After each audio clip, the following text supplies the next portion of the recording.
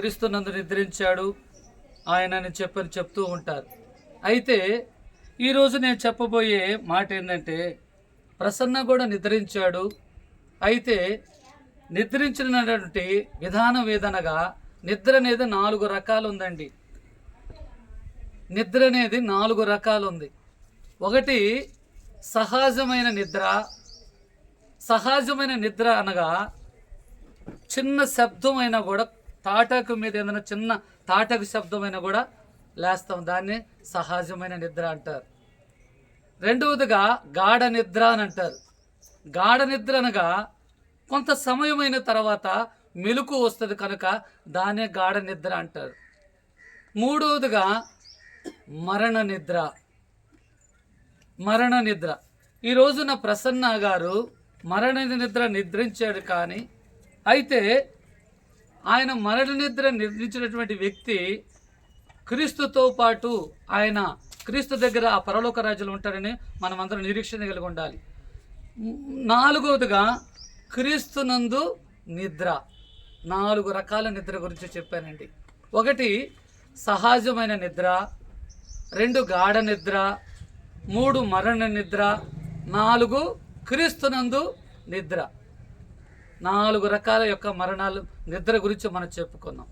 అయితే ఈ రోజున ప్రసన్న కూడా క్రీస్తునందు నిద్రించాడు కనుక ఒక రోజున ఆయన క్రీస్తులో పరలోక రాజ్యంలో ఉన్నాడు కనుక మనమందరం కూడా ఆయన చూడాలని నిరీక్షణ మనకందరికి ఉండాలి. మనం కూడా ఒక రోజున ఎవరం కూడా ఇక్కడ శాశ్వతం కాదండి. ఎవరూ శాశ్వతంగా ఇక్కడ ఉండం.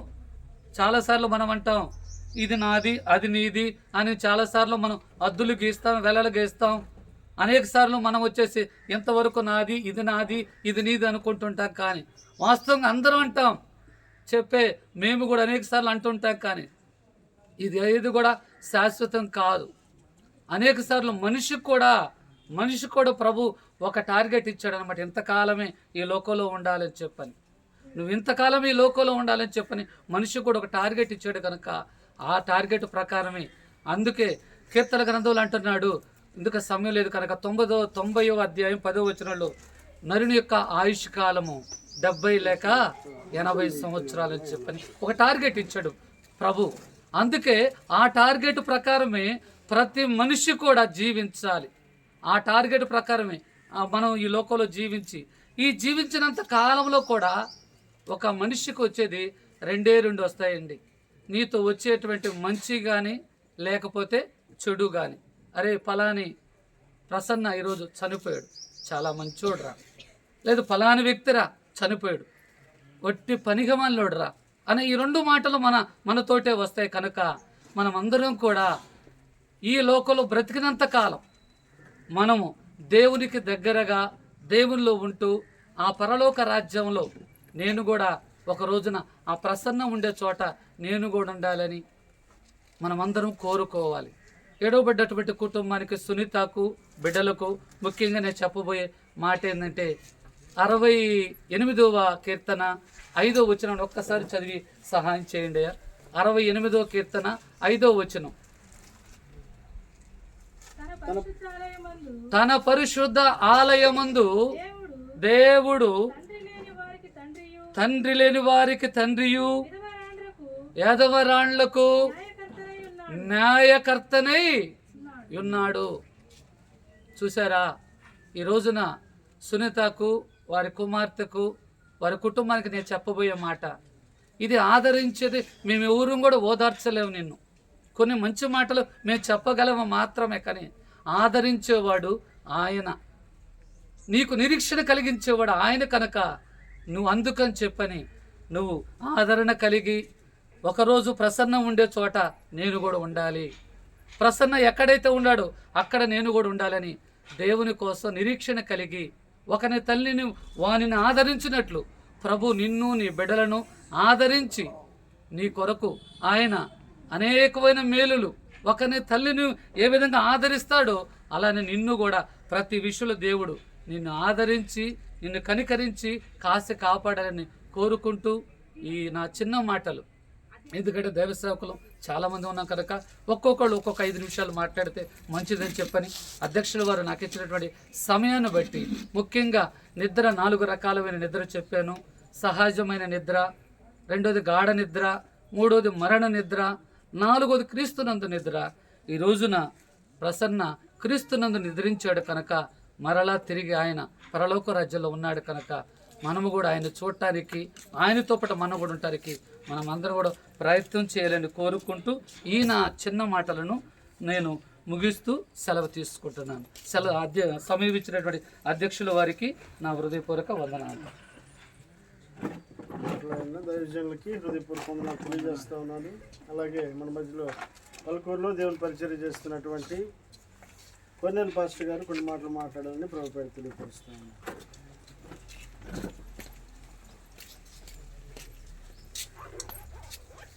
ఈ అవకాశం ఇచ్చినటువంటి తోటి సేవకులకు, కూడి వచ్చిన మీ అందరికీ ప్రభు పేరట ప్రేమ వందనాలండి. అందరికి వందనాలు. ఈరోజు ఇక్కడ మనం అందరం ఎందుకు చేరామో అందరికీ తెలిసిన విషయమే. ప్రసన్న గారి యొక్క ఆదరణ, స్తుతి కూడిక. ఆదరణ అనేటువంటిది దేవుని ద్వారా ఆ కుటుంబానికి, స్తుతి అనేటువంటిది మన ద్వారా, కుటుంబం ద్వారా దేవునికి. ఏదైనా దేవుడు ఇస్తే స్తోత్రం చెల్లించడం సహజం. అది దేవుడు తీసుకున్నా కూడా స్తోత్రం అనేటువంటి మాట బైబిల్లో ఒక యోగ భక్తుడు మాత్రం చక్కగా పలికాడు. దేవుడు ఇచ్చినా స్తోత్రమే, తీసుకున్నా స్తోత్రమే.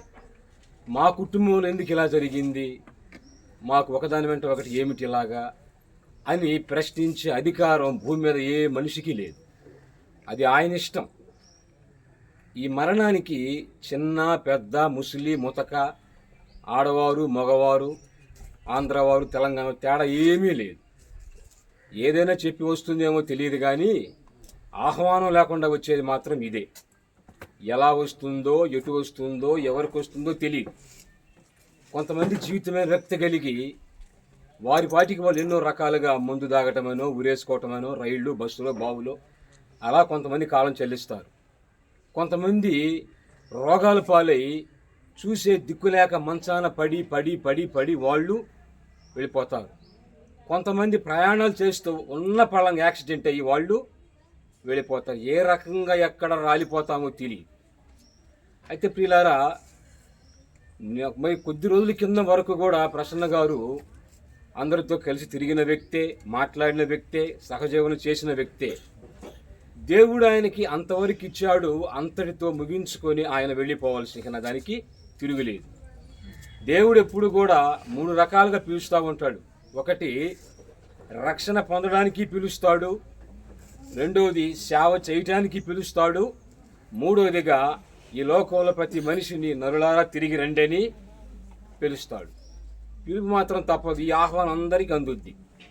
ఈరోజు మనం ఉన్నాం, బైబిల్ యేసుప్రభు చెప్పిన మాట అదే. రేపు రోజు మీది కాదు, రేపు అనేది మీది కాదు, ఎంతటి వ్యక్తివైనా కావచ్చు గాక. అయితే ప్రియా దేవుని బిడలారా, ఈ వ్యక్తిని కోల్పోయిన కుటుంబాన్ని ప్రియులారా ప్రతి విషయమందు దేవుడే ధైర్యపరచాలి, దేవుడే బలపరచాలి, దేవుడే ఓదార్చాలి. మనుషులంగా మానవులంగా మన ప్రయత్నం ఎంతవరకు అంటే నొచ్చర కొట్టి వెళ్ళిపోతాం అంతే. మనం ఆర్చేవాళ్ళు, తీర్చేవాళ్ళు ఎవరు కూడా లేరు. అందుకని బైబిల్లో భక్తుడు ఒక చోట అంటాడు, ప్రభువా నీవు సెలవిచ్చేటువంటి ఆదరణ మాట కొరకు నేను కనిపెట్టుకొని ఉన్నాను అంటాడు. దేవుడు ఎట్టి శ్రమల్లో ఉన్నవాడిని ఆదరిస్తాడు. ఎలా ఆదరిస్తాడంటే కృపతో ఆదరిస్తాడు ఆయన. దేవుడు ఆదరించే విధానం వేరు, ఆ తీరు వేరు, ఆ పద్ధతి వేరు. మనం ఎన్ని చెప్పినా ఆ వ్యక్తిని కోల్పోయిన కుటుంబానికి మనం ఉన్న కాసేపు వాళ్ళు కాసేపు అలా ఆగుతారేమో కానీ ఆ తరువాత వాళ్ళకు వచ్చే ఆలోచనలు, వాళ్ళకు వచ్చే బాధలు వస్తానే ఉంటాయి. అందుకు ఇందాక చెప్పాను మీకు, ఏదైనా సరే ఎందుకు ఇలా జరిగింది అని ప్రశ్నించే అధికారం ఏ మనిషికి భూమి మీద దేవుని అడిగేటువంటి అవకాశం లేదండి. అది ఆయన ఇష్టం, అది ఆయన ఇష్టం. ఎప్పుడు ఎంతవరకు ఉంచాలో, ఎలా ఉంచాలో ఆయనకి మాత్రమే తెలుసు. అందుకని ప్రియా దేవుని బిడలారా, వాక్యంలో మనం చూసినట్లయితే బైబిల్లో ఎన్నో విషయాల్లో పొందుపరుచున్నాయి. మనం సుదీర్ఘకాలంగా ప్రసంగాలు చేసే సమయం కాదు కాబట్టి 2 మాటలు క్లుప్తంగా ఇచ్చిన అవకాశాన్ని బట్టి నేను తెలియజేస్తూ ఉన్నాను. ఒకవేళ ప్రసన్న గారు క్రీస్తుని నమ్ముకొని క్రీస్తునందు విశ్వాసం ఉంచి రక్షణ పొందుకొని బాప్తీసం పొంది ప్రభువులను జీవించి ప్రభువుల జీవితాన్ని ముగించి ఉంటే దేవుని మాట అబద్ధం కానే కాదు. దుఃఖపడవలసిన అవసరం లేదు. మనకి నిరీక్షణ ఉండాలి. ఒకానొక రోజున మహిమ శరీరం ఇచ్చి దేవుడు వెంట పెట్టుకుని తీసుకుని వస్తాడు. ఇది దేవుడు వారికి ఇచ్చినటువంటి మంచి అవకాశం. అదే రీతిగా సజీవులంగా మనం ఉన్నాం. ఆయన వెళ్ళిపోయాడు, ఇక ఆయన రమ్మన్నా రాడు. దావీదు అంటాడు, ఏనాటికైనా అక్కడికి నేను పోవాల్సిందే కానీ వారిని తీసుకొని రాలేను. నేను ఎప్పటికైనా వాళ్ళకి వెళ్ళిపోవాల్సిందే. నేను వాళ్ళు రారు, ఇక రమ్మన్నా రారు. తల కింద తపస్సులు చేసినా రారు, కోట్లు ఖర్చు పెట్టినా వాళ్ళు రారు. ఇంకా మనం పోవాల్సిందే. అయితే యేసుప్రభు అంటాడు, ప్రతి మనిషికి మరణం తప్పదు, ప్రాణంతో ఉన్నప్పుడే నా యందు విశ్వాసం ఉంచండి. ఏ స్వార్థపరుడు దేవుడు పుట్టించాడు కాబట్టి ఆయన మాట వినాలి. ఎందుకంటే మనిషి పాపంలో ఉన్నప్పుడు, పాపంలో చనిపోతే నరకం తప్పదు. ఈ లోకంలో పడే శ్రమలు మనం అబ్బో అనుకుంటాం, కానీ నరకంలో అంతకుమించిన భయంకర స్థితిగతులు ఉంటాయి. అవి రాకుండా ఉండాలి, తప్పించబడాలంటే యేసే మార్గము సత్యము జీవమని వాక్యం చెబుతుంది. నమ్మి విశ్వాసం కలిగిన వాళ్ళకే ఈ మాటలు వర్తిస్తాయి తప్ప విని వదిలేసే వాళ్ళకి మాత్రం ఫలించవండి. నమ్మాలి, వినాలి, నమ్మాలి, విశ్వసించాలి. అలా విశ్వసించిన వారికే ఈ మాటలు ఫలిస్తాయి తప్ప, ఆదరిస్తాయి తప్ప ఏదో విన్నాము వదిలేసామంటే ప్రయోజనము లేదు. మిగిలి ఉన్న కుటుంబీకులే కానీ మనమే కానీ క్రీస్తుని కలిగి ఉండాలి. క్రీస్తుని కలిగి ఉన్నామనేటువంటిది మాటల్లో కాదు, చేతల్లో చూపించాలి. మాటల్లో కాదు, క్రియల్లో చూపించాలి. ఏదైనా సరే అట్టి విధి విధానాలు మనలో కనబడినప్పుడు ఏదో ఒక రోజున ప్రభు ఆయన్ని వెంటబెట్టుకుని వచ్చినప్పుడు మనము కూడా అదే రీతిగా ప్రభువుతో పాటు ఆయన ఎదుర్కొంటామని ప్రభు నామాన్ని బట్టి మీ కొన్ని మాటలు తెలియజేస్తూ నేను ముగిస్తూ ఉన్నాను. దేవుడు ఈ అవకాశం ఇచ్చినందుకు సేవకులకు మీ అందరికీ వందనాలు.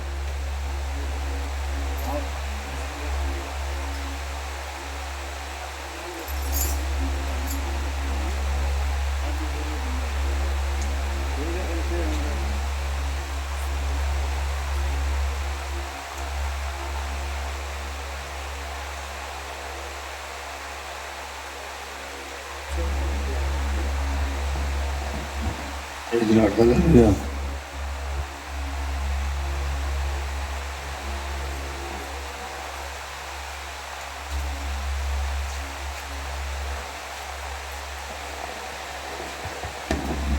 Praise the Lord. Hallelujah. Hallelujah. ఇప్పటి వరకు మాట్లాడినటువంటి కొన్నేళ్ళ పాస్టర్ గారికి హృదయపూర్వక వందనాలు తెలియజేస్తా ఉన్నాను. అలాగే సింగమనేనిపల్లిలో దేవుని పరిచర్య చేస్తున్నటువంటి యోబు పాస్టర్ గారు కొన్ని మాటలు మాట్లాడాలని ప్రభు పేరిట ఆహ్వానిస్తూ ఉన్నాను.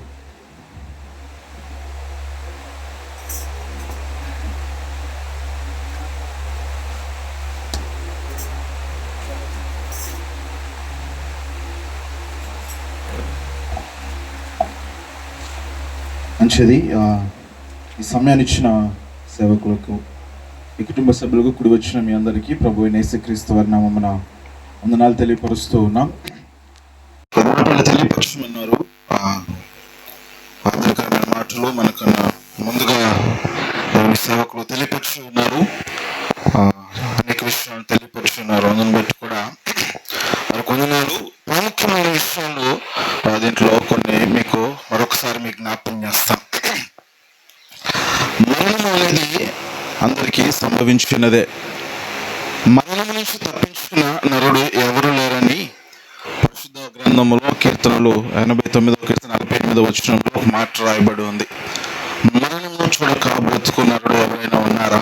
పాతాళ వశము కాకుండా తను తప్పించుకున్నవాడు ఎవరైనా ఉన్నారా అని ఒక ప్రశ్నను అక్కడ భక్తుడు రేస్ చేస్తూ ఉన్నాడు. నిజంగా ఒకసారి అది జ్ఞాపకం చేసుకుంటే మరణాన్ని చూడకుండా బ్రతికే నరుడు ఎవరు లేరు. ప్రతి వారు కూడా ఒక దినాన మరణించవలసినదే. మరణము అది చిన్నది కానీ పెద్దవారు కానీ, అంగీకారంగా ఉన్నా కానీ, బాగున్నా కానీ, అందంగా ఉన్నా కానీ, ఎలాంటి వాళ్ళైనా సరే మరణము అనేది వారికి తథ్యము. వారి దగ్గరికి మరణమును వస్తుంది. మరణము దాటి నరుడు ఎవరు కూడా బ్రతికేవారు ఎవరు లేరు. అంత ప్రాముఖ్యమైన విషయం ఉంది. దాని కిందనే అన్న మాట ఏంటిదంటే, పాతాళ వశము కాకుండా తను తప్పించుకున్న నరుడు ఎవరైనా ఉన్నారా అని ప్రశ్న వేస్తూ ఉన్నారు. ఇది చాలా ప్రాముఖ్యమైనది. మరణం మన హస్తాల్లో లేదు, కానీ పాతాళ వశము కాకుండా మనం తప్పించుకోవడానికి అది మన హస్తాల్లోనే ఉన్నది. ఆ హస్తాల నుంచి మనము జారుతున్నామా పట్టుకుంటున్నామా అనే విషయాన్ని మనం జ్ఞాపకం చేసుకోవాలి.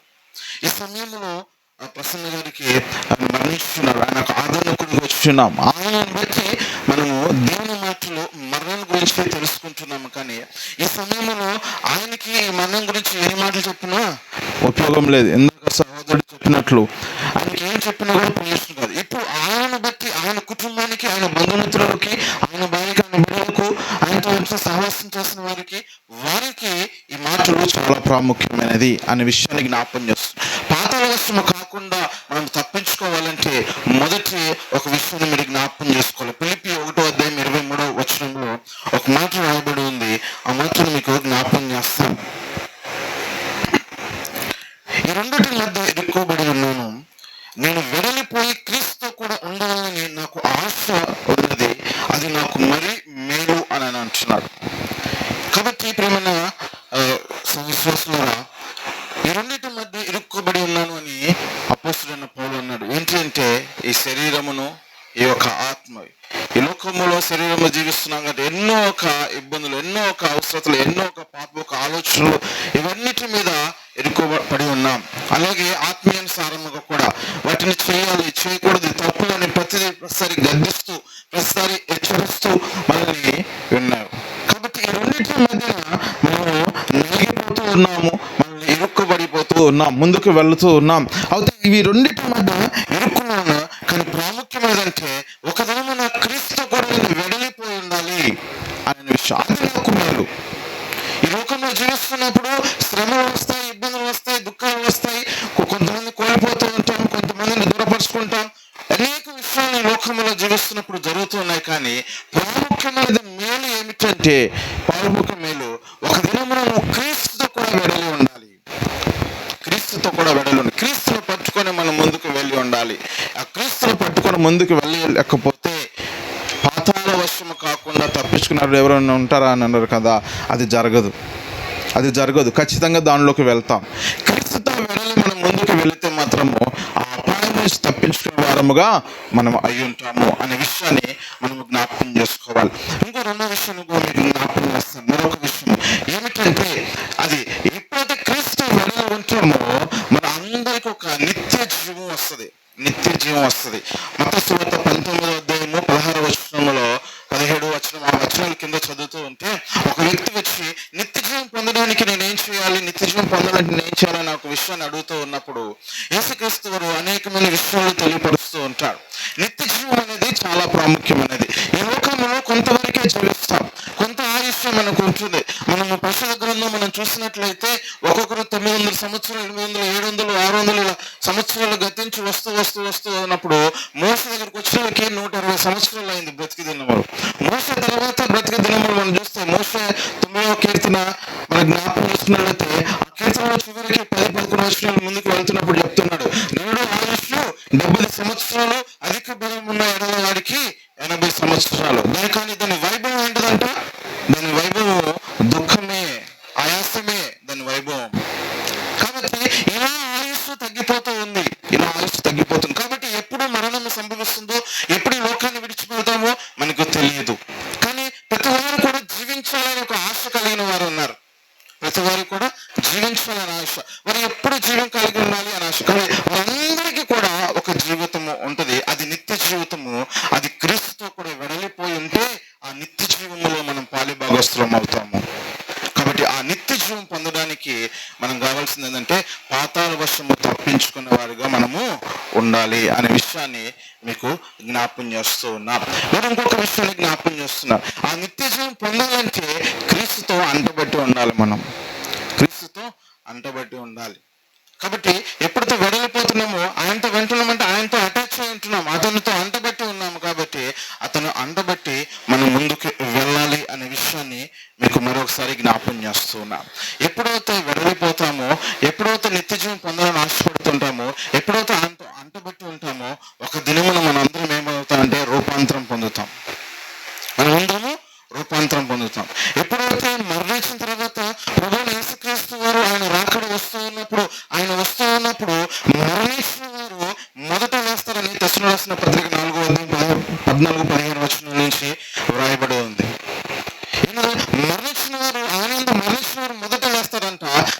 సజీవులైన వారు ఆయనతో పాటు కొనియాడతారు, రూపాంతరం పొందుతారు. కాబట్టి రూపాంతరం పొందడం కూడా చాలా ప్రాముఖ్యత. ఈ రూపాంతరం కూడా మనము జ్ఞాపకం చేసుకోవాలి. అతి చివరిగా ఇంకొక మాట మీకు జ్ఞాపకం చేస్తాను. ఏమిటంటే ఈ లోకంలో మనకు జ్ఞాపకం చేస్తుంది రెండు విషయాలు జ్ఞాపకం చేస్తున్నారు. అది ఏమిటంటే నిత్య జీవం అనగా పరలోకమును నరకమును ఉన్నది. పరలోకమును నరకము ఉన్నది.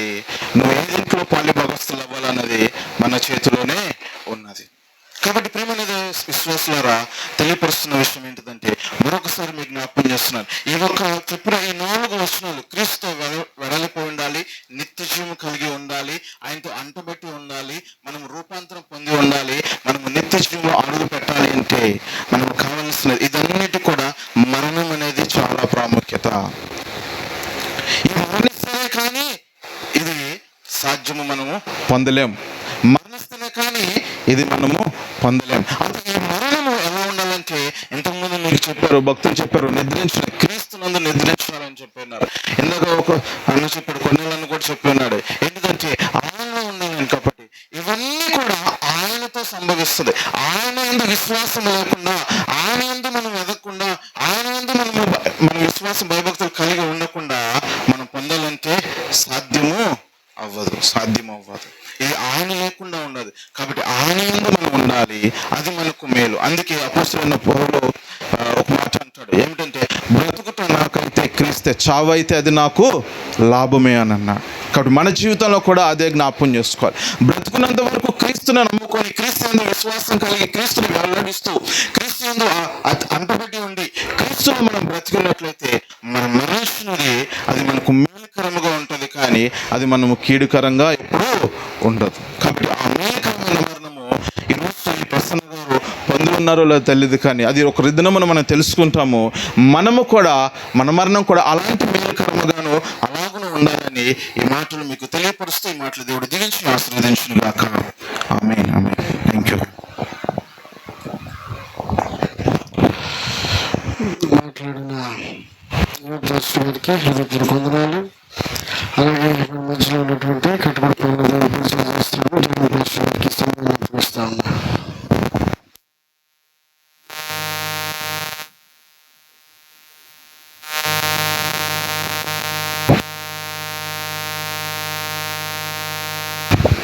Praise lord. హల్లెలూయా, హల్లెలూయా. సమయం ఇచ్చిన దైవజనులకి ఇద్దరికి హృదయపూర్వక వందనాలు తెలియజేసుకోవడానికి దేవుడు వందనాలు. పరిశుద్ధమైన దేవుడు ఇక్కడ నిలబెట్టున్నాడు కనుక ఈరోజు ప్రసన్న నిద్రించిన వారు ఎలా నిద్రించిన ప్రభునందు నిద్రించారు. వారు ప్రభునందు నిద్రించిన వారు ధన్యులని వాక్యం సెలవిస్తుంది. అంటే మనం ఎవరు నిద్రించాలంటే ప్రభునందు నిద్రించిన వాక్యం సెలవిస్తుంది. ఆదరణ ఇప్పుడు మనం అందరం వచ్చున్నాం. ఈ కుటుంబానికి మనం ప్రతిరోజు ప్రేమ అందించగలుగుతామా? వారు ఆదరించగలుగుతామా? వారిని పలకరించగలుగుతామా? మనం ఏ రోజు కూడా వారిని పలకరించి ఎప్పుడు కనపడప్పుడు బాగున్నాం అమ్మని పలకరించగలుగుతాం. కానీ ఈ ఆదరణ కూడా ఎందుకు ఏర్పాటు చేయబడింది అంటే ఈ భూమి మీద భర్త విడిచిపెట్టను, భార్య విడిచిపెట్టను, ఎవరు విడిచిపెట్టాను, బిడ్డలు విడిచిపెట్టిన దేవుడు మాత్రం తోడుగా ఉంటాడని చెప్పేసి ఈ ఆదరణ కూడిక ద్వారా వారి కుటుంబానికి అమ్మా ఈ లోకంలో ఎవరు విడిచిపెట్టినా, ఈ లోకంలో ఒక భర్త ఆ భర్త యాత్ర ముగించుకొని వెళ్ళిపోయింది, కానీ ప్రభు మాత్రం విడిచిపెట్టడు. ప్రభు ఎప్పుడు ఎల్లప్పుడూ ఆయన ప్రేమను, ఆయన ఆప్యాయత నీతో తోడుగా ఉంటుందని ఈ కోరిక మనము ఏర్పాటు చేస్తున్నాం. కనుక దావీదు మహారాజు మాట్లాడు, మనందరూ పోయి మార్గంలో నేను పిలుస్తున్నాను కనుక అయ్యా మోసే ధర్మశాస్త్రం ఒకటి ఉంది, దాన్ని జ్ఞాపకం చేసుకో, దాని ప్రకారం దాని చిత్తము నడిచిపోయినా నువ్వు బ్రతుకున్న దినములన్నీ క్షేమకరమైన వాక్యం సెలవిస్తున్నది. అంటే వారు ప్రభునందు నిద్రించినారు. వారి కుటుంబానికి ఏం తెలియజేస్తున్నారంటే నేను ప్రభునందు నిద్రించినాను. వారు కుమార్తె కావచ్చు, వారు బంధుమిత్రులు కావచ్చు, ప్రతి వారికి ఏంటంటే నేను ప్రభునందు నిద్రించినాను కనుక ప్రభునందు నిద్రిస్తే మాత్రమే ఆయన పరలోక రాజ్యం ఉన్నది, లేకపోతే ఆ పరలోక రాజ్యం లేదు. మీరు కూడా పరలోక రాజ్యంలో రావాలంటే నాలాగా ప్రభునందు మీరు నిద్రించాలని ఆయన ఈ కూడిక ఏర్పాటు చేస్తున్నాడు. ఈ కూడిక పెట్టడానికి కారణమేనగా ప్రభునందు నిద్రించిన వారు ఎలా పరలోక రాజ్యానికి వెళ్తారు? ప్రభునందు నిద్రించకపోతే పరలోక రాజ్యం ఉన్న ఈరోజు లేదు. ఆ పరలోక రాజ్యం కోసమే ఈ కూడిక ఏర్పాటు చేయబడింది.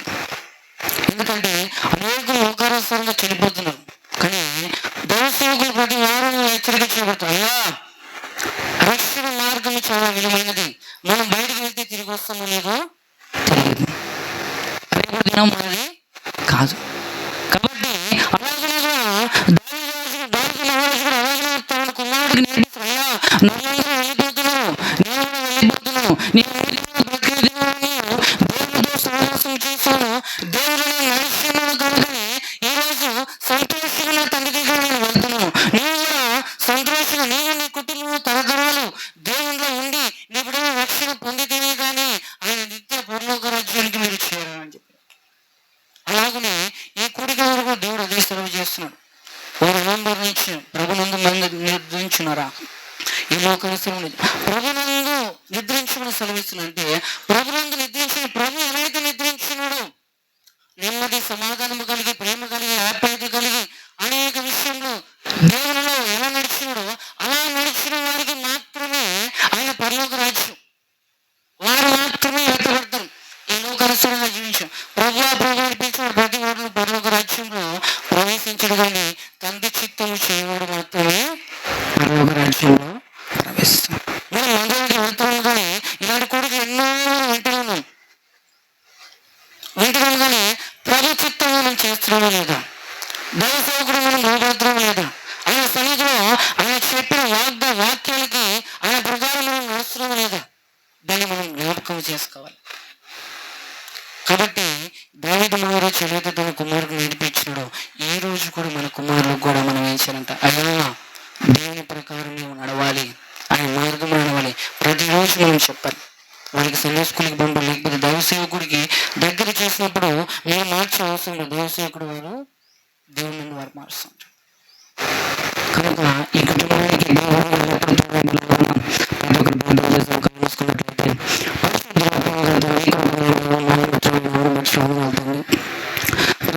రక్షిపోతుంది. ఈ యొక్క యాత్ర ముగించుకొని వారు వెళ్ళినారు కనుక రక్షిపోతుంది. పరిశుద్ధందరం జ్ఞాపకం చేసుకుని రక్షిపోతుంది. వారి కుటుంబానికి మీరు వెళ్ళినప్పుడు ఆదరణగా రక్షిపోతుంది. అయ్యా వారు లేని లోటుని, ప్రేమను, ఆప్యాయతని ఈ లోకంలో ఎవరు లేనప్పుడు ఆదరించలేరు రాజపతి, ఎవరు చూపించలేరు. ఆయన దేవుడు మాత్రమే చూపించగల దేవుడు అని రక్షిపోతుంది. మేము ప్రార్థిస్తున్నాం రక్షిపోతుంది. వారికి ఇలాంటి లోటు ప్రతి మీరు సమకూర్చుకుంటుంది. ఆయన రక్షిపోతుంది, దేవస్థానం రక్షిపోతుంది, వాక్యం మీరు ఇప్పుడు మాట్లాడబోతున్న రక్షిపోతుంది. పరిశుద్ధాత్మగా రక్షిపోతుంది. ఏదైతే వాక్యం కావాలో ఇక్కడ ప్రతి జీవితంలో ఏదో కొద్ది రక్షిపోతుంది. వారి జీవితాన్ని పరలోక రాజ్యానికి తీసుకెళ్ళడానికి రక్షిపోతుంది. ఏదో కొద్ది జీవితం ఇంకా రక్షిపోతుంది. వారి జీవితం ఇంకా దాని రక్షిపోతుంది. దేవసేవకుల ద్వారా మీరు మాట్లాడి రక్షిపోతుంది. చేసుకుని రక్షిపోతుంది. ఆ నిత్య పరలోక రాజ్యం కోసం రక్షిపోతుంది. వారితో మాట్లాడి రక్షిపోతుంది. ఈ కోరిక ఆది అంతవరకు మేము పొందమని అతను ఏసుక్రీస్తుకి బదులు కొంచెం తండ్రి సమీక్ష దోషాలు ఈ సమయం దోషాలు కలుగుతాం.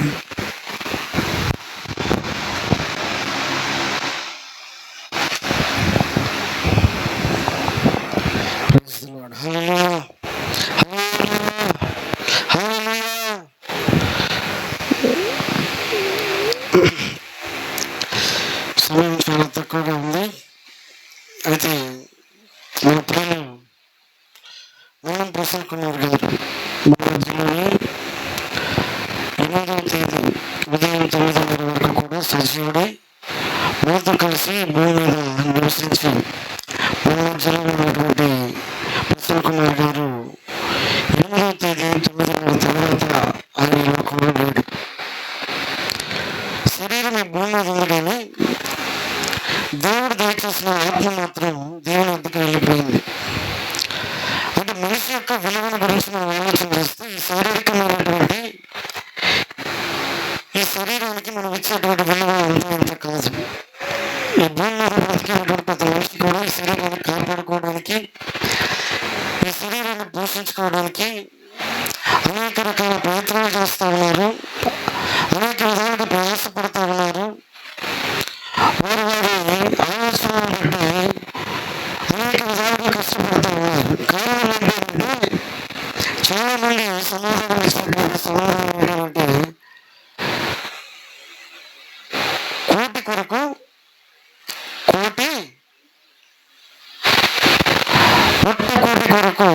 మనిషి జీవన పట్టు కొరకు మనిషి చేసేటువంటి ప్రయత్నాలన్నీ మనిషి ప్రయత్నం చేస్తూ ఉంటాడు. అంటే వాక్యం సెలవిస్తూ ఉంది, ఈ భూమి మీద ఉన్నటువంటి ప్రసన్న కుమార్ గారు చనిపోయినటువంటి తర్వాత 9 తర్వాత చనిపోయాడని నిర్ధారించుకున్న తర్వాత ఆయన తీసుకొచ్చి పంచలో పడుకోబెట్టారు. పడుకోబెట్టిన తర్వాత వెంటనే చేసిన పని ఏంటంటే ఫ్రీజర్ తీసుకొచ్చి రిఫ్రిజిరేటర్లో పెట్టారు. కారణం ఏంటంటే ఆ బాడీ స్మెల్ వస్తుందేమో, వాసన వస్తుందేమో. మనిషిలో ఉన్నటువంటి జీవాత్మ వెళ్ళిపోయిన తర్వాత మనిషికి ఇచ్చినటువంటి విలువల గురించి మనం ఆలోచన చేస్తే అప్పటి వరకు మనిషి ఏ శరీరం కొరకైతే పోరాడాడో ఆ శరీరంలో నిస్సహాయంగా పడిపోయినటువంటి సందర్భంలో ఆ శరీరం దేవునికి కూడా పనికిరాదు అని ఎప్పుడు గుర్తిస్తామని అంటే మన శరీరంలో ఉన్నటువంటి ఆత్మ వెళ్ళిపోయిన తర్వాత. అప్పటి వరకు ఆత్మ గురించి ఆలోచన ఎవరు కూడా చేయరు. వాక్యం సెలవిస్తూ ఉందంటే శరీరము మట్టి నుంచి తీయబడింది, కానీ మనుషులు ఉన్న ఆత్మ మాత్రం దేవుడే దయచేస్తాడు. అందుకే మానవుడైనటువంటి ఆదాము యొక్క నాసికారంధ్రంలో దేవుడు జీవాత్మను వదగా అతడు జీవాత్మై చలించగలిగాడు, జీవించగలిగాడు, అతడు ప్రయాణించగలుగుతూ ఉన్నాడు. కానీ ఎప్పుడైతే తనలోనటువంటి జీవాత్మ వెళ్ళిపోయిందో ఎవరి దగ్గరికి చేరాలో అక్కడికి వెళ్ళిపోయిన తర్వాత ఆ శరీరం మన కళ్ళ ముందు కనబడుతున్నప్పటికీ ఆ శరీరమును మనము బయటనే ఉంచుతూ ఉంటాం. అంత మాత్రమే కాదు, ఎక్కడ వాసన వస్తుందని చెప్పి తగినటువంటి జాగ్రత్తలు తీసుకుంటాం. ఇక మరుసటి రోజు గడవకుండానే తీసుకెళ్లి మట్టిలో పాతి పెట్టడానికి ప్రయత్నం చేస్తూ ఉంటాం. కానీ ఈ భూలోకంలో ఉన్నంతసేపు మాత్రం ఈ శరీరం కోసం పోరాడుతూ ఉంటాం. ఈ శరీరంతో ఈ శరీరానికి లోపడుతూ ఉంటాం. ఈ శరీరం చెప్పినట్టుగానే ప్రయత్నం చేస్తూ ఉంటాం. ఈ శరీరం ఏది కోరుకుంటుందో దాని కొరకు మనిషి చేయాలన్నటువంటి ప్రయత్నాలు అన్నీ కావు. కానీ వెళ్ళిపోయిన తర్వాత మనిషిలో ఉన్న ఆత్మ వెళ్ళిపోయిన తర్వాత ఈ శరీరం దేవునికి పనికిరాదు కనుక పనికొచ్చినటువంటి ఆత్మ దేవుని దగ్గరికి వెళుతుందనేటువంటి విషయాన్ని గుర్తిరిగినటువంటి ప్రతి ఒక్కరు కూడా గమనించాల్సిన ఆలోచన ఏమిటంటే ఈ లోకము శాశ్వతమైనది కాదు, ఈ లోకము మనకు విలువైనది కాదు. ఈ లోకంలో ఈ శరీరంతో ఉన్నప్పుడు విలువగా ఉంచుకున్నటువంటి ఈ లోకము, ఈ మనుషులు మనలను ఎప్పుడు తీసుకెళ్ళి పారేద్దామా, ఎప్పుడు తీసుకెళ్ళి పూడ్చిపెడదామా అనేటువంటి ప్రయత్నంలోనే ఉంటారు. కానీ ఈ శరీరంలో ఇంట్లో ఎల్లకాలం కూడా ఉంచుతాం. కానీ ఆత్మీయమైన దేవుని దయచేసినటువంటి దేవుని దగ్గర ఆత్మ ఉంటుంది. ఆ ఆత్మ ఎంతకాలం ఉంటుందంటే అది యుగ యుగాలు ఆయనతో కూడా నివసించినట్టుగా ఉంటుంది. దేవుని స్తోత్రం చెల్లిద్దాం. హల్లెలూయా. కాబట్టి ఈ భూమి మీదకి బ్రతికినటువంటి ప్రతి మనిషి కూడా వాక్యం ఏమి సెలవిస్తూ ఉంది అంటే ప్రతి మానవుడు కూడా కేవలం బట్టి ఊపిరినట్టువాడు. ఎంత స్థిరమైన అతను కేవలం బట్టి ఊపిరినట్టువాడు. ఎంత గొప్ప బలమున్నా, ఎంత గొప్ప బలమున్నా, ఎంత గొప్ప పేరున్నా, ఎంత గొప్ప ప్రఖ్యాతం ఉన్నప్పటికీ, ఎంత గొప్ప బంధు బలం ఉన్నప్పటికీ ఒకనొక దినాన ఈ లోకమును దేవుడు నిర్ణయించిన సమయాన్ని విడిచిపెట్టి ఎవరికి కూడా ఇక్కడ వారు అనుకున్నటువంటి అంచనాలకు తగినటువంటి రికమెండేషన్ కూడా పనిచేయవు. దేవుడు ఎప్పుడైతే పిలుస్తాడో అతను గొప్పవాడే కానీ, అతను బలహీనుడే కానీ, అతను ఉన్నవాడే కానీ, లేనివాడే కానీ, ఎవరైనా సరే దేవుడు ఈ భూమి మీద ప్రతి మనిషికి ఇచ్చినటువంటి టైం ముగిసిన తర్వాత ఆ మనిషి ఈ లోకమును విడిచిపెట్టి వెళ్ళవలసిందే. ఆ వెళ్ళవలసినటువంటి ఆ సమయంలో దేవుడు చూడ కొంతకాలంలో దేవుడు చూడ శ్రేష్ఠ సమయంలో మనిషి ఎవరి కోసం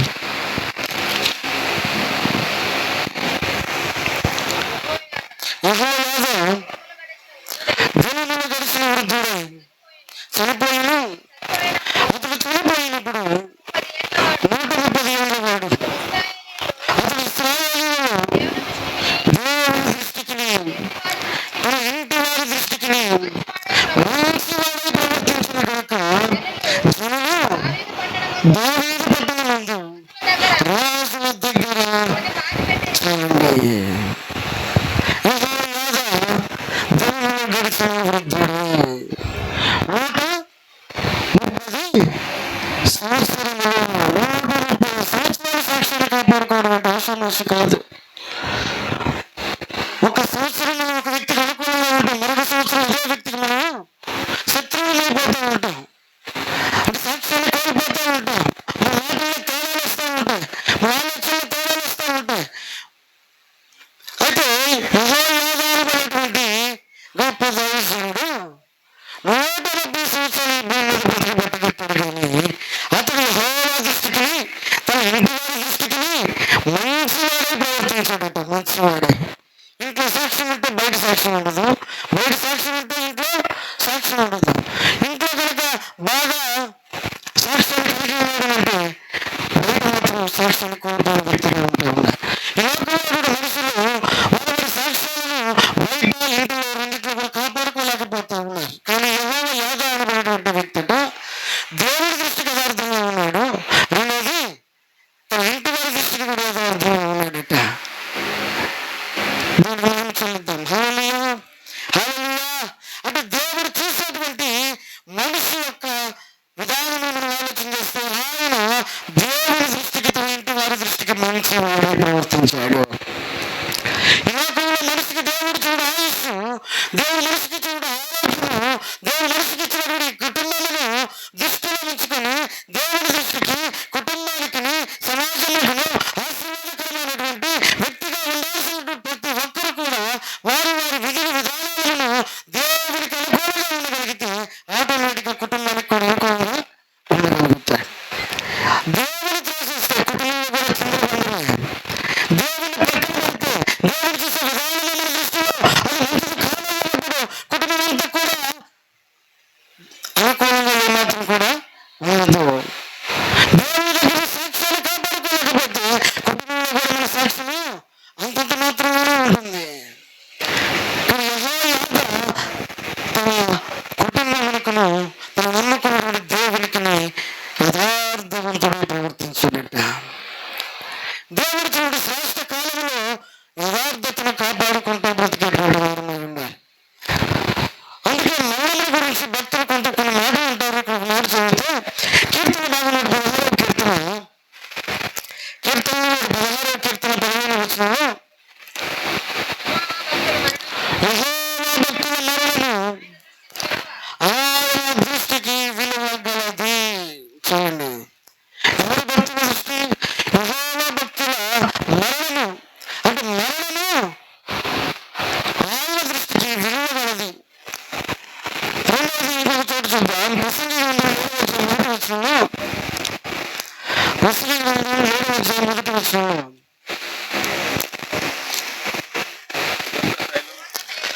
సుగంధ తైలము కంటే మంచి పేరు మేలు, ఒకరి జన్మదినము కంటే మరణదినమే మేలు.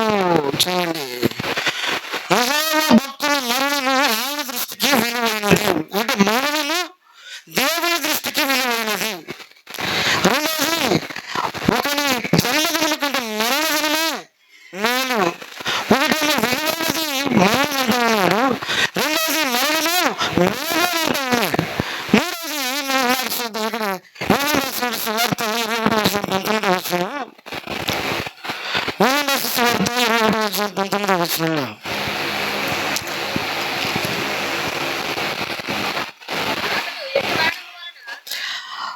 అతడు ఎట్టి మరణం వలన దేవుని మరణపరుచును. దాన్ని సూచించి ఆయన ఈ మాట చెప్పి నేను వెంబడించమని అతనితో చెప్పాను. చూడండి, పేతురు అనబడిన భక్తుడు యేసుక్రీస్తు ప్రభువు వారిని వెంబడిస్తున్న సందర్భంలో పేతురుని పదే అడుగుతా ఉన్నాడు. శ్రీమాన్ పేతురు, నేను బాగా ప్రేమిస్తున్నానయ్యా. మరలా అడుగుతున్నాడు, నేను నిజంగానే ప్రేమిస్తున్నానయ్యా. మరలా అడుగుతున్నాడు, నేను ప్రేమిస్తున్నానయ్యా. నేను ఎలాంటి నీవే అడుగుతున్నావు అని మూడోసారి సాక్ష్యం ఇచ్చాడు. ప్రేమిస్తున్నాను అని ఎప్పుడైతే పేతురు శ్రమిస్తాడో ఆ పేతురు యొక్క సాక్ష్యాన్ని బట్టి ఆయన అంటున్న మాట ఏమిటంటే అతడు ఎట్టి దేవుని మహిమపరచిన దానిని సూచించుతున్నది.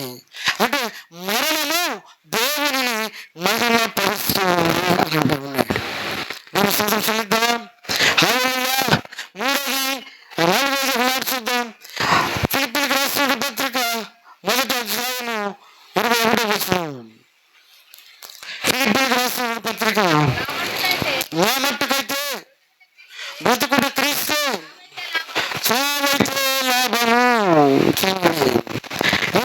మట్టుకైతే బ్రతుకుట క్రీస్తు, సావైతే లాభము. ఇప్పుడు చావుల గురించి దేవుడు ఎరిగినటువంటి వారు ఆయా సందర్భాల్లో ఆయా విధాలుగా వారు మాట్లాడుతూ ఉన్నటువంటి సమయంలో వారు మరణం గురించి వారు తెలుసుకున్నటువంటి విశేషం ఏంటి అంటే, మరణము ఒకరి దృష్టికి అది విలువైనది అంటూ ఉన్నాడు. మరొక వ్యక్తి అంటున్నాడు జన్మదినం కంటే మరణదినమే మేలు అంటూ ఉన్నాడు. మరణము ఆయన దృష్టికి మేలుగా ఎంచుకుంటూ ఉన్నాడు. మూడో వ్యక్తి అంటున్నాడు ఆ మరణము దేవునికి మహిమకరంగా ఉంటుంది అని అంటూ ఉన్నాడు. నాలుగో వ్యక్తి అంటున్నాడు నా మట్టుకైతే బ్రతుకుట క్రీస్తు, సావైతే లాభము అని అంటూ ఉన్నాడు. నలుగురు వ్యక్తులు నాలుగు విధాలుగా మరణముల గురించి నాలుగు విధాలుగా వారు తెలియపరుస్తూ ఉన్నారు. ఆ నలుగురు వ్యక్తులు వారి వారి ఆలోచన బట్టి ఒక వ్యక్తి మరణము విలువైనది అంటూ ఉన్నాడు, ఒక వ్యక్తి మరణము మేలైనది అని అంటూ ఉన్నాడు, ఒక వ్యక్తి మరణము దేవుని మహిమపరుస్తుంది అని అంటూ ఉన్నాడు, మరొక వ్యక్తి మరణము నాకు లాభమే అని అంటూ ఉన్నాడు. భక్తులైనటువంటి వారు మరణమును ఎదుర్కొనేటువంటి విషయంలో వారు తెలుసుకున్నటువంటి ఆలోచన ఏమిటనంటే, మరణము విలువైనది, మరణము మేలైనది, మరణ పరిస్థితి దేవుని వాక్య సెలవిస్తా ఉంది. మరొక వ్యక్తి అంటాడు ఈ మరణము నాకు లాభమైనది అని అంటూ ఉన్నాడు. దీని సదృశమిద్దాం. హల్లెలూయా, హల్లెలూయా. బ్రతికి ఉన్నటువంటి నీవు నేను మనం గమనించాల్సినటువంటి ఈ కుటుంబాన్ని దేవుడు ఆదరించేటువంటి మాటలు సెలవిస్తూ ఉన్నాడు. ఈ విషయాల కాలంలో దైవజనులందరూ మాట్లాడినటువంటి మాటలన్నింటినీ మనం ఆలోచన చేస్తూ ఉన్నప్పుడు దేవుని యందు నమ్మకం ఉంచి దేవునితో సహవాసం కలిగి ప్రభువునందు నిద్రిస్తే వారు ధన్యులని పరిశుద్ధ గ్రంథంలో తెలియపరచబడుతూ ఉంది. అయితే ఈ మధ్యాహ్నకాల సమయంలో కుటుంబాన్ని దేవుడు ఆదరిస్తూ ఉన్నాడు. దేవుని మనం ఎరిగిన వారమే అంటే మన పేరు మనం ప్రసన్న కుమార్ గారి లోకాన్ని విడిచి వెళ్ళాడు తన కాలానికి ముందుగానే. ఆయన కోరుకున్నది కాదు, దేవుడు కోరుకున్నటువంటి సమయంలో, దేవుడు ఇష్టపడినటువంటి సమయంలో, నవ్వులో తిరిగి పిలిచినటువంటి సమయంలో నేను కాదు వాడే నాకు కుమార్తె అలాగే తన నాకు భార్య అని అనడానికి వీలైనటువంటి సమయంలో దేవుడికి అప్పగించుకొని వెళ్ళిపోయినటువంటి మన ప్రసన్న కుమార్ గారు దేవుని సన్నిధిలో ఉన్నారు. అయితే మన పరిస్థితి ఏంటి? మరణముల గురించి మనం బాధపడుతూ కృంగిపోతూ వేసారిపోతూ ఉన్నటువంటి వ్యక్తులుగా ఉంటూ ఉన్నాం. కారణం ఏంటి? మన శారీరకంగా ఉన్నాము కనుక శరీరంతో ఉన్నటువంటి మనకు బంధముల గురించి, బాంధవ్యముల గురించి, బంధుత్వముల గురించి మనం తెలుసుకుని ఉన్నాము కనుక ఆ కోల్పోయినటువంటి వ్యక్తి మనతో ఉన్నటువంటి బంధముల గురించి మనం జ్ఞాపకం చేసుకుంటూ మనం కుమిలిపోతూ ఉంటాం, బాధపడుతూ ఉంటాం మన శరీరంతో ఉన్నాము కనుక. కానీ ఆత్మ మనకు తెలియపరుస్తున్న మాట ఏమిటంటే శరీరము మంటికి మళ్ళీపోతూ ఉంది, ఆత్మ మాత్రం తను దయచేసిన దేవుని దగ్గర ఉంది. ఇప్పటి వరకు ఎక్కడున్నాడు? ఈ లోకంలో మనుషులతో ఉన్నాడు. ఈ మనుషులతో ఉన్నంత కాలంలో అతను శ్రమ పడుతూనే ఉన్నాడు, కష్టపడుతూనే ఉన్నాడు, కృంగిపోతూనే ఉన్నాడు, బాధపడుతూనే ఉన్నాడు. కానీ ఈ లోకంలో ఉన్నప్పుడు శ్రమలు మనలను కృంగదీస్తూ ఉన్నప్పటికీ పరలోకంలో ఉన్నటువంటి దేవుని సన్నిధి మనల్ని ఆనందానికి గురి చేస్తూ ఉంటుంది, మనల్ని సంతోషింపజేస్తూ ఉంటుంది. ఆయన స్థలం, ఆయన దగ్గర నివసించేటువంటి వ్యక్తి ఆనందకరంగా ఉంటాడు. దేవుని దగ్గర ఉన్నటువంటి వ్యక్తి సంతోషంగా ఉండగలుగుతాడు. మనిషి భూమి మీద బ్రతికి ఏమి లేకపోయినప్పటికీ ఆ వ్యక్తికి ఉన్నటువంటి ఆ పరిస్థితులను బట్టి ఆ వ్యక్తి నాకు ఇది లేదు అనేటువంటి ఆలోచన కలిగి ఒకవేళ బాధపడుతూ ఉన్నప్పటికీ అనేకులు వారికంటే బలవంతులు గొప్పవారి పేరు ప్రతిష్టలు కలిగినటువంటి వారు కూడా మన పక్కన బతుకుతున్నప్పటికీ మన జీవితంలో ఏదైనటువంటి ఆలోచన కలిగి మనం ఉన్నప్పటికీ పరిశుద్ధ గ్రంథం ఇద్దరు వ్యక్తులను జ్ఞాపకం చేశాడు. ఒక వ్యక్తి ధనవంతుడు, ఒక వ్యక్తి పేదవాడైనటువంటి లాజరు. లాజరు యొక్క జీవిత స్థితిగతులు దేవుడు చూడలేదు, ధనవంతుడి యొక్క జీవిత స్థితిగతులు దేవుడు చూడలేదు. అతను ఉన్నవాడు కదా అని చెప్పి దేవుడు మేలేసుకోలేదు, ఇది లేనివాడు కదా అని చెప్పి తీసుకెళ్ళబడలేదు. ఇద్దరుగా సమానంగా చేస్తూ వచ్చాడు. కానీ దేవుడు వారికి ఇచ్చినటువంటి ఆ శ్రేష్ట సమయంలో వారి వారి మార్గాలు అక్కడ చూస్తామా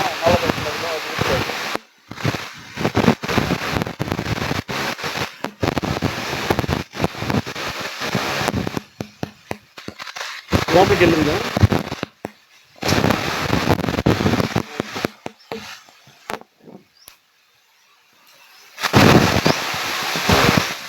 చిన్న బటన్ లాగా ఉంది. ఓకే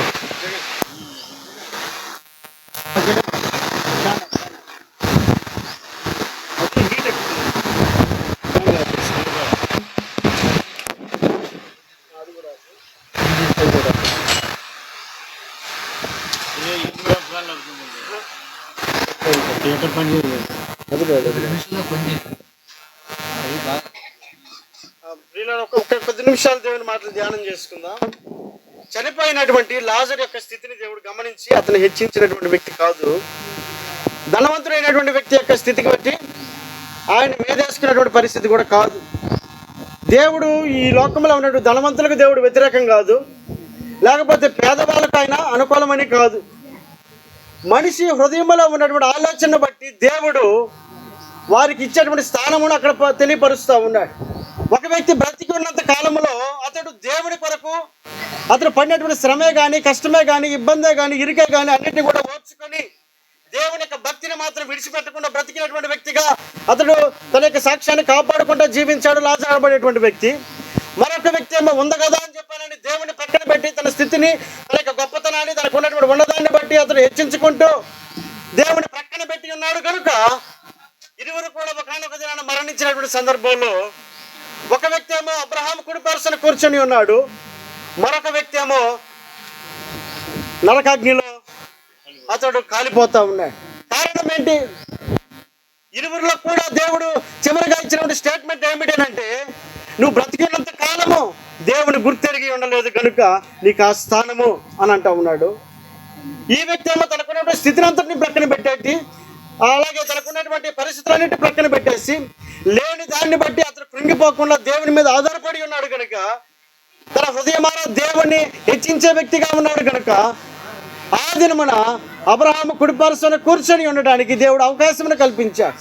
ఇరువురు కూడా వారి సాక్ష్యాన్ని దేవుడు పరిశీలన చేసినప్పుడు ఒక వ్యక్తి ఏమో ఈ లోకమే శాశ్వతమైనట్టుగా అతడు ఎంచుకొని ఉన్నాడు, మరొక వ్యక్తి ఏమో ఇది నాకు శాశ్వతమైనది కాదు, నాకు పరలోకం అనేది శాశ్వతమైనది అని ఎన్నుకొని తనకున్నటువంటి స్థితి కంటే కూడా పరలోకమే గొప్పదని ఎరిగి తన సాక్ష్యాన్ని కాపాడుకుంటూ బ్రతికి ఉన్నాడు గనుక అతడు అబ్రహాము కుడిపరుసన కూర్చొని ఉండగలిగాడు. దేవునికి మహిమ చెల్లిద్దాం. హల్లెలూయా, హల్లెలూయా. ఈ లోకంలో ఉన్నటువంటి అపోస్తలుడైన పౌలు సెలవిస్తున్న మాట ఏమిటంటే, నా మట్టుకైతే బ్రతికున్న క్రీస్తే, చావైతే నాకు లాభమే అని అంటా ఉన్నాడు. అతను లాభముగా ఎంచుకున్నటువంటి పరిస్థితి ఏమిటి? ఈ లోకంలో ఆయన 5 సార్లు 39 కొరడా దెబ్బలు తిన్నాడు. అనేక సార్లు అతడు కొట్టబడ్డాడు, అనేక సార్లు అతడు దూషించబడ్డాడు, చాలాసార్లు వేయబడ్డాడు, హింసించబడ్డాడు, దేవుని కొరకు ప్రయాసపడ్డాడు. ఈ లోకంలో బ్రతికినంత కాలము అతడు సంతోషం అనుభవించినట్లుగా మనం చూడడం లేదు. కానీ ఆ భక్తుడు అంటాడు, నా మట్టుకైతే బ్రతుకుట క్రీస్తే, చావైతే లాభము. లాభం అట ఆయనకి. ఎందుకు లాభం ఆయనకి? ఈ లోకంలో బ్రతికినటువంటి మనం అనుకుంటా ఉన్నాం, ఓ చనిపోయిన వ్యక్తి అతను నష్టపోయాడని, ఈ లోకంలో ఉన్న సంతోషాన్ని కోల్పోయాడని మనం అనుకుంటా ఉంటాం. బ్రతికున్న మనమే గొప్పవారమని మనం అనుకుంటా ఉంటాం. కానీ బ్రతికి ఉన్నటువంటి సజీవుడై ఉన్నటువంటి అపోస్తలుడైన పౌలు అంటున్నాడు, ఈ లోకము నాకు శాశ్వతమైనది కాదు, నేను బ్రతికితే క్రీస్తు కొరకే, చావైతే నాకు లాభము అని అంటా ఉన్నాడు. అతను లాభముగా ఎంచుకోవడానికి కారణం ఏంటి? అతను కలిగేటువంటి లాభం ఏంటి?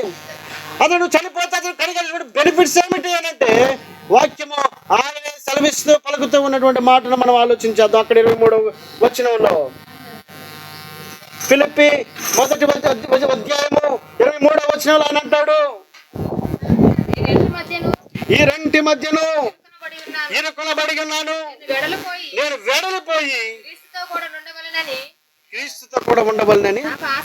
అదండి, వెడలిపోతే గాని, ఈ లోకమును విడిచిపెడితే గాని, నేను చనిపోతే గాని ఎవరితో ఉంటాడంట ఆయన? నేను క్రీస్తుతో ఉంటాననేటువంటి లాభం ఆయనకి.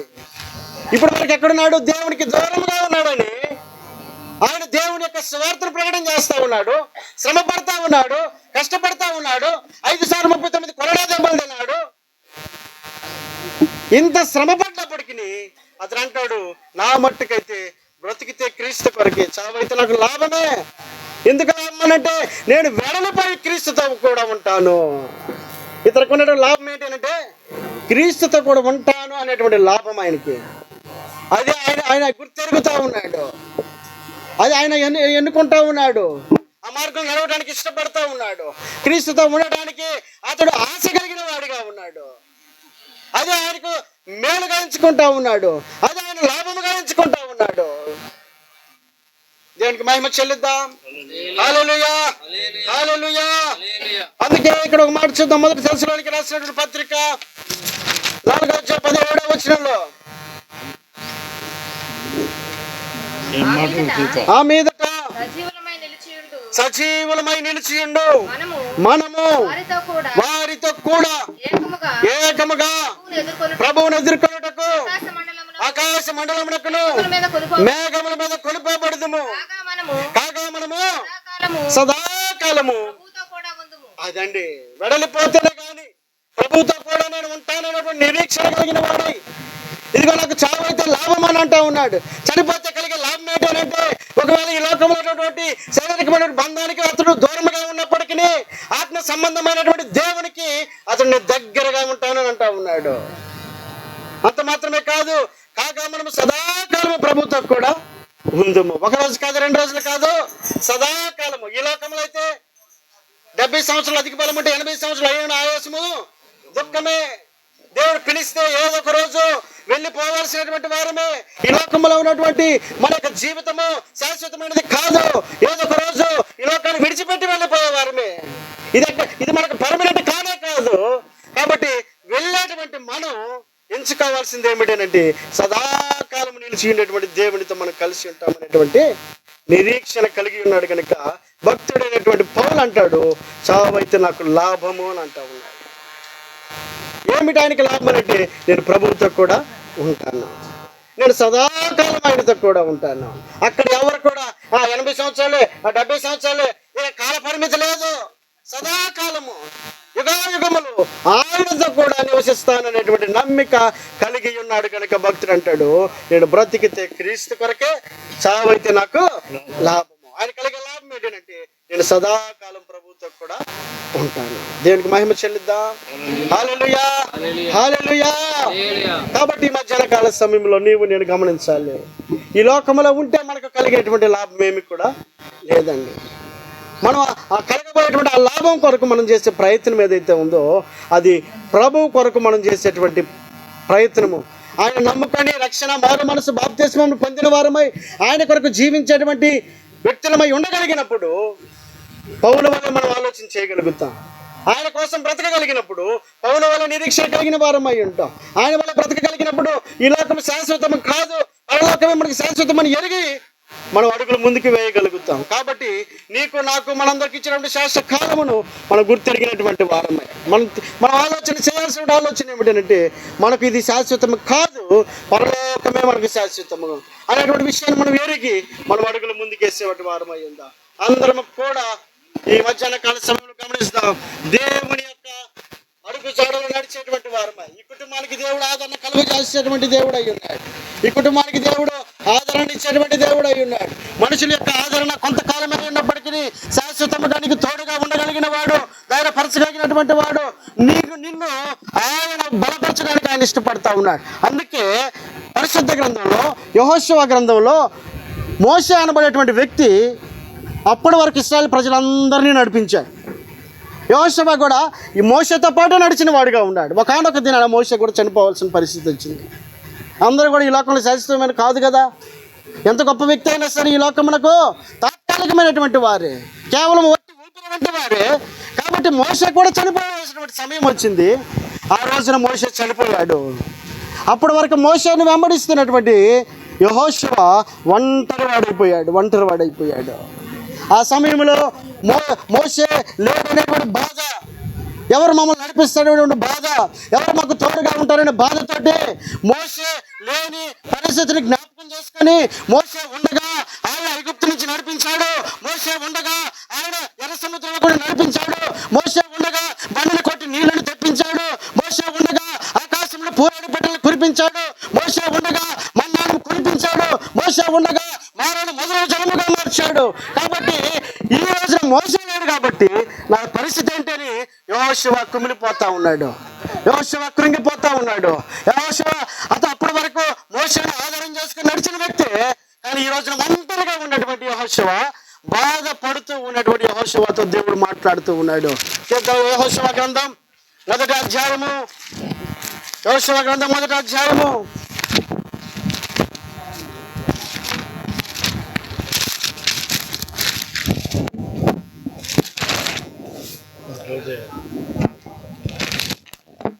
5వ వచనం నుండి,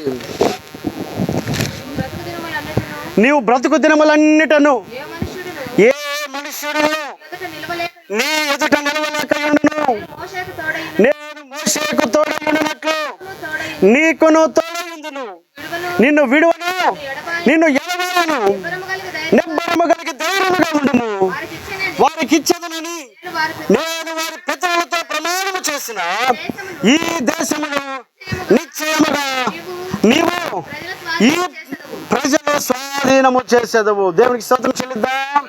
హల్లెలూయా, హల్లెలూయా. మోషే లేనటువంటి ఆ యొక్క ధైర్యాన్ని కోల్పోయినటువంటి యెహోషువతో దేవుడు అంటూ ఉన్నాడు, నేను మోషేకు తోడై ఉన్నట్లుగా నేను నీకును తోడై ఉంటాను. ఎలాంటి దేవుడు అయినా మనకు తోడై ఉండేటువంటి దేవుడు ఆయన. ఇప్పటి వరకు ప్రసన్న కుమార్ గారు తోడుగా ఈ కుటుంబానికి ఉండి ఉండొచ్చేమో, కానీ నేటి నుంచి ఈ మనుషుల అందరికంటే కూడా మహోన్నతులైనటువంటి దేవుని యొక్క తోడు ఈ కుటుంబ యజమాని అయినటువంటి సునీత గారికి, అలాగే వారి కుమార్తె అల్లుడుకును, వారి కుటుంబ సభ్యులందరికీ దేవుడు తోడై ఉండి నడిపిస్తాడు. అంత మాత్రమే కాదని అంటాడు, ఇదిగో నిన్ను విడువను, నిన్ను ఎడబాయును, నిబ్బరము కలిగి ధైర్యముగా ఉండము. ఎంత గొప్ప దేవుడు! అప్పటి వరకు మోషే అడుగు జాడలను అనుసరించినటువంటి ఆ ప్రజలకు, ఆ యెహోషువకు దేవుడిస్తున్న ధైర్యం ఏంటంటే నిన్ను విడువను, నిన్ను ఎడబాయును. ఈ మధ్యాహ్న కాల సమయంలో దేవుడు ఈ కుటుంబాన్ని ఆధారం చేసుకొని దేవుడు వెంబడించడానికి నువ్వు ఇష్టపడి ఉన్నట్లయితే, ఆయన ఆధారం చేసుకొని అడుగు జాడగల్లో నువ్వు నడవడానికి ఆయన ఇష్టపడినట్లయితే, దేవుడు అంటున్నాడు నిన్ను విడువను, నేను ఎడబాయను. ఈ కుటుంబాన్ని దేవుడు విడిచిపెట్టేవాడు కాదు, ఆయన ఎడబాసేవాడు ఎంతకంటే కూడా కానే కాదు. కాబట్టి మోషే తరువాత యెహోషువ దేవుని వెంబడించినట్లుగా ఈ కుటుంబానికి యజమాని అయినటువంటి ప్రసన్న కుమార్ గారి తరువాత ఈ కుటుంబాన్ని భుజాల మీద వేసుకొని నడిపించడానికి, ముందుకి కొనసాగడానికి సునీత గారిని దేవుడు నడిపించి బలపరచును గాక. ఈ మాటలు దేవుడు దీవించును గాక. మన మధ్యలో ఉన్నటువంటి దైవజనులు మాటలు కొన్ని మాటలు మాట్లాడి ప్రార్థన చేస్తారు. ఒకసారి ప్రార్థన చేస్తారు.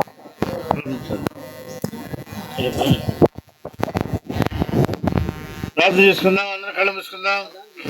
ఇప్పటికీ 1 గంట నుంచి మరి ఎండలు బాగా ఉన్నాయి.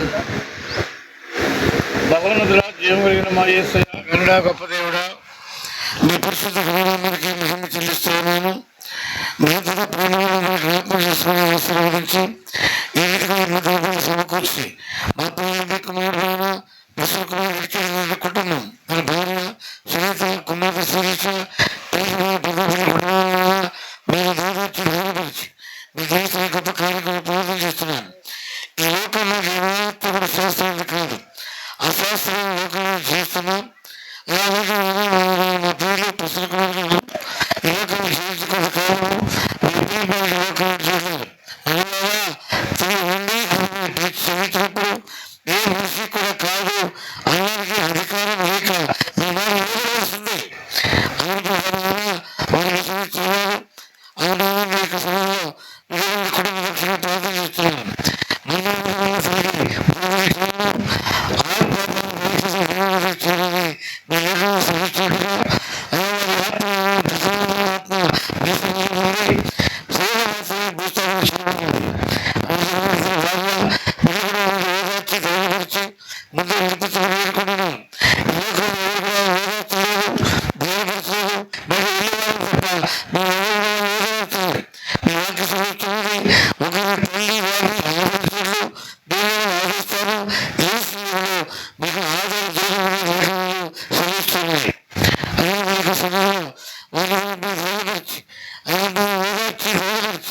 అందరూ చేకూర్చి సంక్షేమ వాడుకుంటూ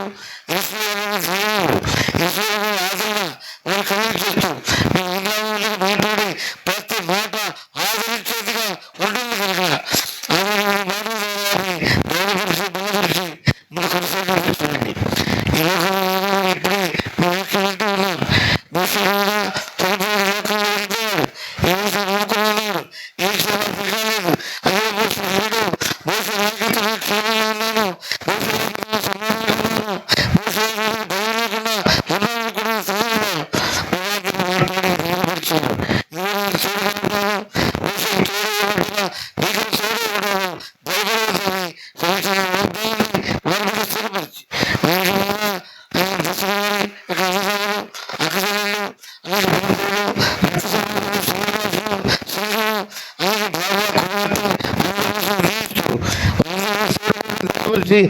కొనసాగింపు చేస్తూ